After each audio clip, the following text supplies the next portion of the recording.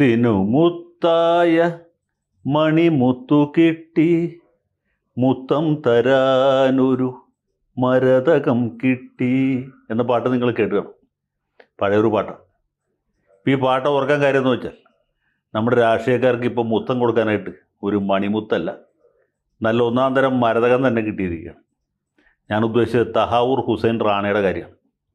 ഈ റാണ എന്ന് പറഞ്ഞ വിദ്വാനാണ് കുപ്രസിദ്ധമായ മുംബൈ ഭീകരാക്രമണത്തിന് ചൂട്ടുപിടിച്ചത് എന്നാണ് നമ്മുടെ നാട്ടിലെ അന്വേഷണ ഏജൻസികൾ മാത്രമല്ല അമേരിക്കയിലുള്ള അന്വേഷണ ഏജൻസികളും കണ്ടെത്തിയത്. ഇദ്ദേഹത്തിൻ്റെ ഒരു സുഹൃത്തുണ്ടായിരുന്നു, ഡേവിഡ് കോൾമാൻ ഹെഡ്ലി. ഈ ഹെഡ്ലിയെ അമേരിക്കയിൽ തന്നെ വിചാരണ ചെയ്ത് ശിക്ഷിച്ചു. അദ്ദേഹം ഇപ്പോൾ അമേരിക്കയിലെ ഒരു ജയിലിൽ കമ്പി പിടിച്ചുകൊണ്ടിരിക്കുകയാണ്. റാണയെയും കോടതി വിചാരണ ചെയ്ത് ശിക്ഷിച്ചാണ്. സാധാരണ ഗതിയിൽ ഒരു കുറ്റത്തിന് 2 തവണ വിചാരണ ചെയ്യുന്നത് ശരിയല്ല. ഏതായാലും അമേരിക്കയിലെ പരമോന്നത നീതിപീഠം തന്നെ റാണയെ ഇന്ത്യക്ക് വിട്ടുകൊടുക്കാൻ ഉത്തരവാകുകയും അത് പലതരത്തിലുള്ള നിയമ തടസ്സങ്ങൾ, രാഷ്ട്രീയമായ പ്രതിബന്ധങ്ങളെയൊക്കെ തരണം ചെയ്തുകൊണ്ട്, പാകിസ്ഥാൻ്റെ പരമാധികാരത്തെ തന്നെ ചോദ്യം ചെയ്തുകൊണ്ട് അദ്ദേഹത്തെ ഇന്ത്യ രാജ്യത്തിന് വിട്ടുകൊടുക്കുകയും ചെയ്തിരിക്കുകയാണ്. പുള്ളിയെ കൊണ്ടുവരാൻ പോകുന്നു എന്ന് കേട്ടിട്ട് കുറച്ചാളായി. അപ്പോൾ നമ്മൾ വിചാരിച്ച് ഏതെങ്കിലും തടസ്സങ്ങളുണ്ടാക്കി എന്തെങ്കിലും ഉടായിപ്പ് പരിപാടികളൊക്കെ പയറ്റി പുള്ളി ഇതിനെ എങ്ങനെയാണ് അതിജീവിക്കും എന്നാണ്. കാരണം ഇന്ത്യയിൽ അദ്ദേഹത്തിൻ്റെ ജീവനും സ്വത്തിനുമൊക്കെ വലിയ അപകടമുണ്ട്, വലിയ ഭീഷണിയുണ്ട്. ഇവിടെ ഇതുപോലുള്ള മറ്റ് കലാപരിപാടികൾ സംഘടിപ്പിച്ച പല ആളുകളും പാക് അധിനിവേശ കാശ്മീരിലും സിന്ധിലും പഞ്ചാബിലും ഒക്കെ വെടിയേറ്റ് മരിച്ചുകൊണ്ടിരിക്കുകയാണ്. അജ്ഞാതന്മാരുടെ വെടിയിൽ കുടുങ്ങി പല സാധുക്കളും മരിച്ചുകൊണ്ടിരിക്കുകയാണ്. അങ്ങനൊരു സാഹചര്യത്തിലാണ് ഇതുപോലെ ഒരു ധീര ദേശാഭിമാനിയെ ഇന്ത്യ ഗവൺമെൻറ് വിട്ടുകൊടുക്കുന്നത്. പാകിസ്ഥാൻ ഗവൺമെൻറ് യാതൊരു രാഷ്ട്രീയമായ ഇച്ഛാശക്തിയോ അല്ലെങ്കിൽ സ്വാധീനമോ ഇപ്പോൾ അമേരിക്കയിൽ ഇല്ല എന്നുള്ള കാര്യം ഇതിൽ നിന്ന് വ്യക്തമാണ്. പണ്ടാണെങ്കിൽ പാകിസ്ഥാൻ്റെ സമ്മർദ്ദത്തിന് മുമ്പിൽ അമേരിക്കൻ ഗവൺമെൻറ് കീഴടങ്ങിയത് അല്ലെങ്കിൽ വിട്ടുവീഴ്ച ചെയ്തത്. അതുകൊണ്ടാണ് പുള്ളി ഇതുവരെ കിട്ടാതിരുന്നത്. ഇപ്പോൾ പാകിസ്ഥാന് യാതൊരു ബലവുമില്ല. പാകിസ്ഥാനിലെ ആഭ്യന്തര പ്രശ്നങ്ങൾ വേറെ ഉണ്ട്. അമേരിക്കയുടെ പിന്തുണ പഴയ പോലെ ഇല്ല. മാത്രമല്ല, ജോ ബൈഡനായിരുന്നു അമേരിക്കൻ പ്രസിഡൻ്റെങ്കിലും ഈ ധീര ദേശാഭിമാനിയെ ഇന്ത്യക്ക് വിട്ടുതരും വരുന്നില്ല. അമേരിക്കൻ ഗവൺമെൻറ് ഇതുപോലെയുള്ള കലാകാരന്മാരോടൊക്കെ പൊതുവെ സഹാനുഭൂതിയുള്ളവരാണ്. അപ്പോൾ ഇത്തവണ സംഭവിച്ചതെന്ന് വെച്ചാൽ ഇവിടെ മോഡിയും അവിടെ ട്രംപുമാണ്. അപ്പോൾ എല്ലാം കൊണ്ടും ഈ തീവ്രവാദികൾക്ക് അല്ലെങ്കിൽ ഭീകരപ്രവർത്തകരെന്ന് നമ്മൾ വിളിക്കുന്ന ദേശാഭിമാനികൾക്ക്, പോരാളികൾക്ക് ഇപ്പോൾ അത്ര നല്ല കാലമല്ല. അതുകൊണ്ടാണ് ഇദ്ദേഹത്തെ വിട്ടുകൊടുക്കാൻ അമേരിക്കൻ ഭരണകൂടം സമ്മതിച്ചത്. അതിന് കോടതി ഏർപ്പെടുത്തിയ വിലക്കുകൾ, തടസ്സങ്ങൾ പോലും ഇപ്പോൾ ഇല്ലാതായത് ഈ റാണയെ ഇന്ത്യക്ക് തിരിച്ചു കിട്ടിയത്. അപ്പോൾ സ്വാഭാവികമായിട്ടും ഇതൊരു വലിയ നേട്ടമാണ്, ഇന്ത്യ ഗവൺമെൻറ്റിൻ്റെ മഹത്തായ രാഷ്ട്രീയ നേട്ടം അല്ലെങ്കിൽ നിയമപരമായ സമ്മർദ്ദത്തിൻ്റെ ഫലമാണ് എന്നൊക്കെ പലരും പറയുന്നുണ്ട്. അപ്പോൾ അതിൻ്റെ ക്രെഡിറ്റ് ആർക്കാണെന്നുള്ളതിനെ കുറിച്ചാണ് ഇവിടെ തർക്കം. ഇവിടെ ഒരു സ്ഫോടനം ഉണ്ടായിക്കഴിഞ്ഞാൽ അതിൻ്റെ ഉത്തരവാദിത്തം ഭരിക്കുന്ന പാർട്ടിക്കാണ് അല്ലെങ്കിൽ പ്രതിപക്ഷത്തിനാണെന്ന് അങ്ങോട്ടും കുറ്റപ്പെടുത്തും. ഇതുപോരാളെ തിരിച്ചു കിട്ടുമ്പോഴും ഇതേ പ്രശ്നങ്ങൾ തന്നെയുണ്ട്. പുള്ളിയെ തിരിച്ചു കിട്ടിയത് ആരുടെ ഗുണം കൊണ്ടാണ്, മേന്മ കൊണ്ടാണ് എന്നാണ്. നരേന്ദ്രമോദിയും അതുപോലെ ജയശങ്കറും പറയാതെ പറയുന്നത് എന്താ വെച്ചാൽ ഇന്ത്യ ഗവൺമെൻറ്റിൻ്റെ സമ്മർദ്ദത്തിൻ്റെ ഫലമായിട്ടാണ്, തീർച്ചയായിട്ടും BJP സർക്കാരിൻ്റെ മേന്മ കൊണ്ടാണ് എന്നാണ്. കോൺഗ്രസ്സുകാർ പറയുന്നത്, പ്രത്യേകിച്ച് P. ചിദംബരം, പുള്ളിയാണല്ലോ ഈ ഭീകരാക്രമണത്തിന് തൊട്ട് പിന്നാലെ ആഭ്യന്തര വകുപ്പിൻ്റെ ചുമതല ഏറ്റെടുത്തത്. പിന്നെ അതുപോലെ വിദേശകാര്യമന്ത്രിയായിരുന്ന സൽമാൻ ഖുർഷിദ്, ഇവർ രണ്ടുപേരും പറയുന്നത് മൻമോഹൻ സിംഗിൻ്റെ കാലത്ത് ഇവിടുന്ന് കാർഡിലും ഇല്ലൻറ്റിലും പിന്നെ രജിസ്റ്റർ ചെയ്ത കത്തായിട്ടും ഒക്കെ റാണയെ വിട്ടുകിട്ടണം എന്ന് പറഞ്ഞ അമേരിക്കയിൽ ചില അപേക്ഷകൾ കൊടുത്തു. ആ അപേക്ഷകൾ ഇങ്ങനെ പ്രോസസ്സ് ചെയ്ത് ഈ ആഫീസിൽ നിന്ന് ആ ആഫീസിലേക്കും ആ ആഫീസിൽ നിന്ന് മറ്റേ ആഫീസിലേക്കും പിന്നെ അവിടുന്ന് കുഞ്ചമ്മയുടെ ആഫീസിലേക്കും ഒക്കെ പോകാനായിട്ട് ഒരുപാട് താമസം പിടിച്ചു. അമേരിക്കയിലെ അഡ്മിനിസ്ട്രേറ്റീവ് ഡിലേ ആണ്. ഇവിടുത്തെ പോലെ തന്നെയാണ് അവിടെ. ഇവിടെ ഈ പൊതുമരാമത്ത് വകുപ്പിൻ്റെ ആഫീസിലൊക്കെ പരാതി കൊടുത്താൽ അല്ലെങ്കിൽ റവന്യൂ വകുപ്പിൽ ഒരു അപേക്ഷ കൊടുത്താൽ ആളികത്ത് അടിയന്തരം കഴിഞ്ഞാൽ അതിൽ തീരുമാനം ഉണ്ടാവും. മിക്കവാറും അത് കഴിഞ്ഞാലും തീരുമാനം ഉണ്ടാവില്ല. ഇവിടെ വില്ലേജ് ഓഫീസിൽ കൊടുക്കുന്ന അപേക്ഷ പോലെയാണ് അമേരിക്കയിൽ വിദേശകാര്യ വകുപ്പിൽ കൊടുക്കുന്ന അപേക്ഷ എന്നാണ് ശ്രീമാൻ ചിദംബരം നമ്മളെ പറഞ്ഞ് ബോധ്യപ്പെടുത്താൻ ശ്രമിക്കുന്നത്. അങ്ങനെ ചിദംബരത്തിൻ്റെ കാലത്ത് സൽമാൻ ഖുർഷിദ് എഴുതി കൊടുത്ത അപേക്ഷ അത് പ്രോസസ്സ് ചെയ്ത് ഈ റാണയെ വിട്ടുകിട്ടാനായിട്ട് ഇപ്പോഴാണ് തീരുമാനമായത്. തീർച്ചയായിട്ടും അത് മൻമോഹൻ സിംഗിൻ്റെയും അതുപോലെ ചിദംബരത്തിൻ്റെയും ഖുർഷിദിൻ്റെയൊക്കെ വിജയമാണ് എന്ന് പറയാതിരിക്കാൻ നിവൃത്തിയില്ല എന്നാണ് മൂപ്പരെ പറയുന്നത്. BJP-ക്കാർ മറിച്ചാണ് പറയുന്നത്. ഇതിൽ ഖിന്നരായ ഒരു കൂട്ടരുണ്ട്, അവരെക്കുറിച്ച് ഏറ്റവും അവസാനം പറയാം. അപ്പോൾ ഈ വിഭാഗത്തിൽപ്പെട്ട ആളുകൾ ഇങ്ങനെ അവകാശവാദം ഉന്നയിച്ചുകൊണ്ടിരിക്കുമ്പോൾ എനിക്ക് ഓർമ്മ വന്നത് നമ്മുടെ യശശരീരനായ സാക്ഷാൽ TH മുസ്തഫയാണ്. മുസ്തഫയെ നിങ്ങൾ ഓർമ്മിക്കുന്നുണ്ടാവും എന്ന് തോന്നുന്നു. അദ്ദേഹം കുന്നത്തുനാട് MLA ആയിരുന്നു വളരെ കാലം. മുസ്തഫ നിയമസഭാംഗമായിരിക്കുന്ന സമയത്ത് 2001 തെരഞ്ഞെടുപ്പാണ്.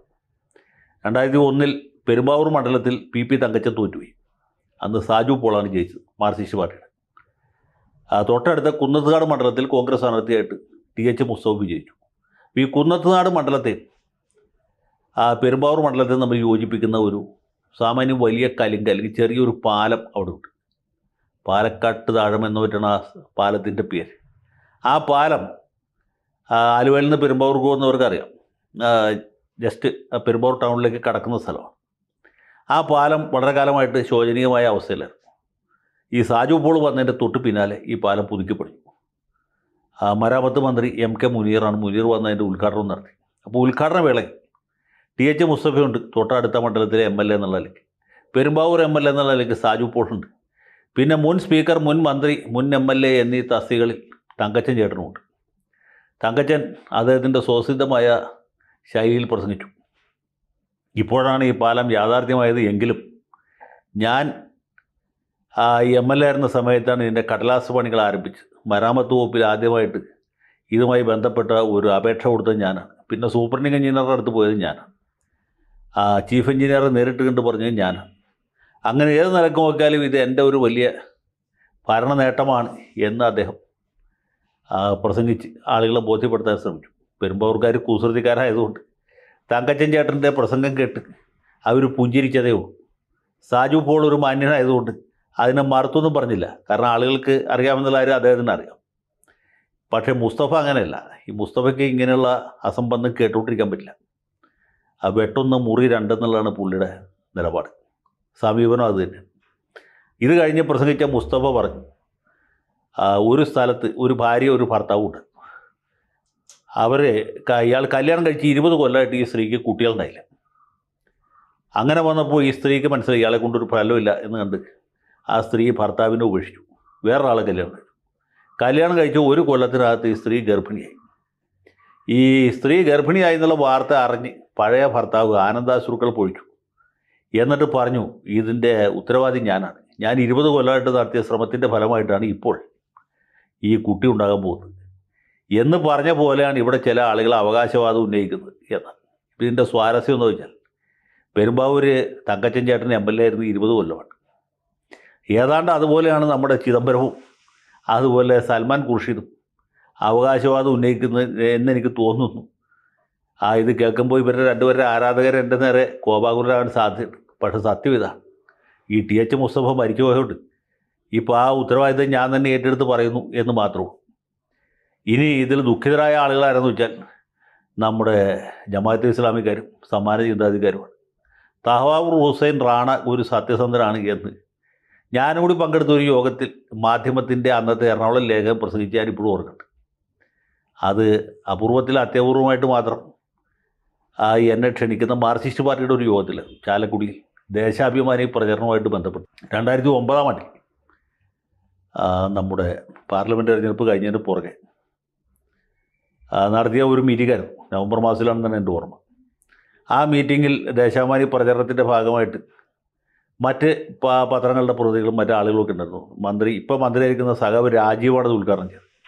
രാജീവിൻ്റെ ഉദ്ഘാടനത്തിന് ശേഷം ഈ മാധ്യമത്തിൻ്റെ ലേഖനം പ്രസംഗിച്ചു. അദ്ദേഹം പറഞ്ഞു, ഇങ്ങനെ സാധുക്കളായ ചില ആളുകളെ കള്ളക്കേസിൽപ്പെടുത്തി കൊടുക്കുന്ന പരിപാടി ഈ മൻമോഹൻ സിംഗ് സർക്കാരിൻ്റെ കാലത്ത് നടക്കുന്നുണ്ട്. അതിൻ്റെ ഭാഗമായിട്ടാണ് തഹാവൂർ ഹുസൈൻ റാണ എന്ന് പറഞ്ഞൊരു സാധുവിനെ, അയാൾ പാകിസ്ഥാൻ പൗരനാണ്, കാനഡയിലോ മറ്റോണ്ട് താമസിക്കുന്നത്, ഇയാളെ കള്ളക്കേസിൽ കുടുക്കി സർക്കാർ പീഡിപ്പിക്കുകയാണ്.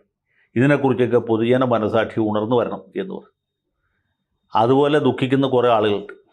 ഈ വിഭാഗത്തിൽപ്പെട്ട ആളുകളാണ് കഴിഞ്ഞ ദിവസം കോഴിക്കോട് വിമാനത്താവളം ഉപരോധിക്കുന്ന കൂട്ടത്തിൽ അവരുടെ പരമോന്നത നേതാക്കളായ ഹസനുൽ ബന്ന, അതുപോലെ യഹിയ സിൻവർ, ഇസ്മായിൽ ഹനിയ ഇവരുടെയൊക്കെ പടങ്ങൾ ഉയർത്തിക്കാട്ടി ഈ സമരം വമ്പിച്ച വിജയമാക്കി. അടുത്ത കൊല്ലാകുമ്പോഴത്തേക്കും അവർക്ക് തഹാവൂർ ഹുസൈൻ റാണയുടെ പടം ഉയർത്തിപ്പിടിക്കാറാവും എന്നാണ് എൻ്റെ പ്രതീക്ഷ. ഏതായാലും മുത്തിന് മുത്തായ മണിമുത്ത് കിട്ടിയ സന്തോഷത്തിൽ ഞാൻ പങ്കുചേർന്നു. അദ്ദേഹത്തിന് കൃത്യമായ പാരിതോഷികം തന്നെ ഇന്ത്യ ഗവൺമെൻറ് കൊടുക്കട്ടെ എന്ന് നിങ്ങളോടൊപ്പം ഞാനും ആഗ്രഹിക്കുന്നു.